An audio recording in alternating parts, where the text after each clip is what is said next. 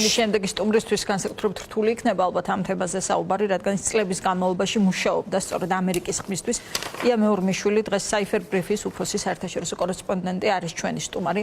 მასთან ცხადი ამ თემით დავიწყებთ. ია მოგესალმებით. მოგესალმებით. მადლობა ჩართვისთვის. თქვენი ემოციები გაგვიზიარეთ პირველ რიგში იმ ორგანიზაციაზე, სადაც გიმუშავიათ წლების განმავლობაში კოლეგებთან ერთად და ამბებზე, რომელიც მოდის სწორედ ამ ორგანიზაციასთან დაკავშირებით. დიდი მადლობა ჩართვისთვის. ნამდვილად დიდი სევდანარევი ემოციებით უყურებ ამ ყველაფერს. მე 15 წელი მუშაობდი ამერიკის ხმაში და რავით, ჩემი ცხოვრების ძალიან დიდი ნაწილი იყო ეს, რა თქმა უნდა. ამერიკის ხმას ჰქონდა ორი გადაცემა საქართველოში, ქართულ ენაზე ცხადია. ერთი გადიოდა საზოგადოებრივ მაუწყებელზე, მეორე მოგვიანებით დავიწყეთ და ის გადიოდა TV პირველზე. გადაცემას ერქვა ხედვა ვაშინგტონიდან და რავით, 2009 წლის შემდეგ ჩემი ცხოვრება ყველანაირად დაკავშირებული იყო ამერიკის ხმასთან. რა მნიშვნელობა ჰქონდა ზოგადად ამ მედიას დიდ სურათში თავისი ისტორიით, თავის გამოცდილებით? რა ისტორია შექმნა მან ესეც კიდევ ერთხელ უთხრათ მაყურებელს? კი, ნამდვილად ისტორია, ნამდვილად შექმნა და ის წარმოადგენდა ერთგვარად კონკრეტულად ამერიკის ხმაზე ვისაუბრებ, აქ მხოლოდ ერთი განმარტება თქვენ ისაუბრეთ რადიო თავისუფლებაზე, მაგრამ მასთან ერთად ამერიკის ხმასთან და რადიო თავისუფლებასთან ერთად კიდევ სამი სამაუწყებლო კომპანია არის ჩართული ამაში, რომელსაც ამერიკის გლობალური მედიის სააგენტო მართავდა. ამაში შედის კუბის მაუწყებლობა, ამაში შედის აზიის მაუწყებლობა. ასე რომ ეს მხოლოდ ამ ორ სააგენტოს არ ეხება საბოლოო ჯამში 5 სააგენტოს, რომლებიც ძირითადად ავტორიტარულ ან მედია თავისუფლებას შეზღუდულ ქვეყნებში მაუწყებლობდნენ. მე ამერიკის ხმაზე ვისაუბრებ გამომდინარე იქიდან, რომ ყველაზე ახლო როგორც პროფესიონალური, ასევე ემოციური კავშირი ამ ორგანიზაციასთან მაქვს. ამერიკის ხმა შეიქმნა თავდაპირველად იმისთვის, რომ წინააღმდეგობა გაეწია მაშინ ნაცისტური პროპაგანდისთვის. და ეს იყო მისი ყველაზე დიდი მიზანი. ერთი რაც ძალიან მნიშვნელოვანი არის ის, რომ ამერიკის ხმას არ ჰქონდა უფლება მაუწყებლობა ეწარმოებინა შეერთებულ შტატებში. ანუ შეერთებულ შტატებში შეიძლება ძალიან ბევრმა ამერიკელმა სხვათა შორის სწორედ აი ამ პარასკევის განცხადებიდან გაიგო ამერიკის ხმის შესახებ. ამერიკის ხმა შეერთებულ შტატებში არ მაუწყებლობს არც რადიოსი ხშირად ჰქონდა წარსულში, არც ტელეარხი და მაუწყებლობს მხოლოდ საზღვარგარეთ და მიზანი ამ მაუწყებლობის არის ის, რომ ამერიკის თაობაზე, ამერიკული ცხოვრების სტილის საზოგადოებრივი ცხოვრების შესახებ, საკანონმდებლო პროცესების შესახებ და ზოგადად ამერიკის ცხოვრების ნებისმიერი ასპექტის შესახებ მიეწოდებინა ფაქტებზე დაფუძნებული ინფორმაცია იმ საზოგადოებებისთვის, სადაც არ იყო ამაზე წვდომა. ჯერ არ ვიცით საბოლოო ჯამში რა ფორმას მიიღებს ეს ყველაფერი, ძალიან ახალია. ვიცით ის, რომ შაბათს გაეგზავნათ თანამშრომლებს და სხვათა შორის ისიც უნდა დავამატოთ, რომ ფედერალური მთავრობის თანამშრომლები არიან, ანუ საჯარო მოხელეები არიან ამერიკის ხმის შტატიანი თანამშრომლები. ეს დაახლოებით 1000 ადამიანია და ამ ადამიანებს გაეგზავნათ იმეილი, რომელიც ეუბნებოდა მათ, რომ ადმინისტრაციულ შეურულებაში გაუშვეს.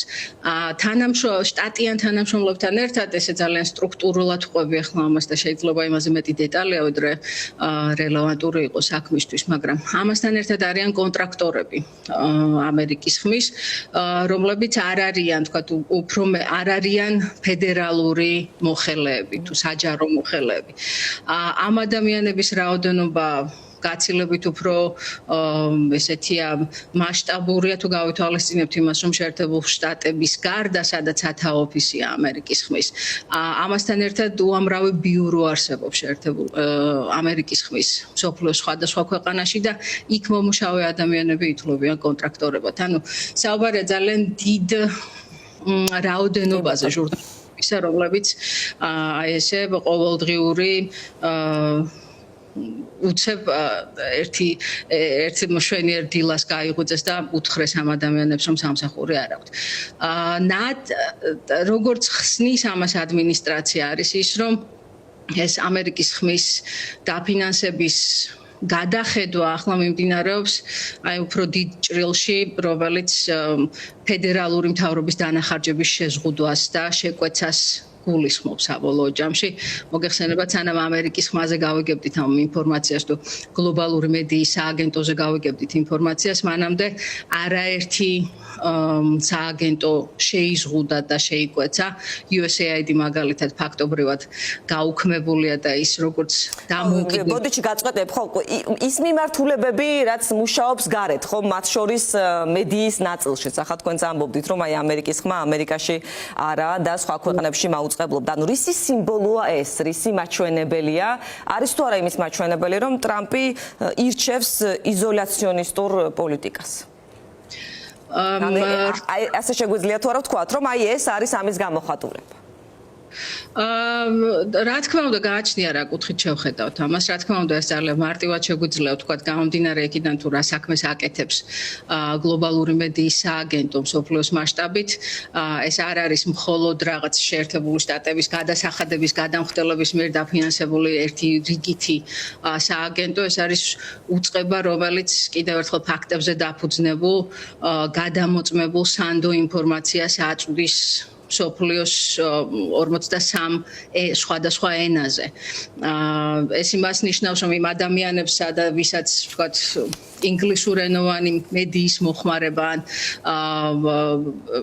მიღება არ შეუძლია, მათ შეეძლოთ საკუთარ ენაზე მოესმინათ და გაეგოთ ყველაფერი ამერიკის შესახებ. თუ ამ ჭრილიდან შევხედავთ, რა თქმა უნდა, ეს ძალიან დიდი დაარტყმა მედიის თავისუფლებისთვის. მით უმეტეს იმის გათვალისწინებით, რომ ამერიკის ხმა შეერთებულ შტატებში არ მაუწყებლობს. ანუ ის თქვენ დასაწყისში რაც ჩამოთვალეთ, რომ ვთქვათ ზოგიერთი ბრალდება თუ გამართლება იმისა თუ რატომ დგამს ადმინისტრაცია ამ ნაბიჯს რაღაცა გარკვეულწილად უკავშირდება შეერთებული შტატების შიდა პოლიტიკას, ეს ნაკლებად სარწმუნო ბრალდება გამომდინარე იქიდან, რომ კიდევ ერთხელ ამერიკის ხმას კანონით ეკრძალება შეერთებულ შტატებში, სწორედ იმის გამო, რომ გავლენა არ იქონიოს ამერიკის გადასახადების გადამხდელებზე, რომლებიც აფინანსებენ ორგანიზაციას, ამ ადამიანებზე არ იქონიოს არანაირი გავლენა.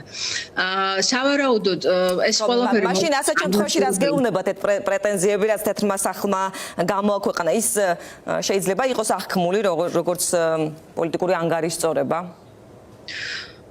შესაძლოა, არ ვიცით, საბოლოო ჯამში არ ვიცით ეს როგორ წავა და როგორ განვითარდება. თეთრი სახლი ბოლო პერიოდის განმავლობაში ძალიან ბევრ ესეთ სადაო გადაწყვეტილებას იღებს და მნიშვნელოვანი ის არის აქ, რომ ეს გადაწყვეტილებები მიღება ხდება აღმასრულებელი ბრძანებების საფუძველზე, რაც კონგრესს გამორიცხავს გადაწყვეტილებების მიღებიდან.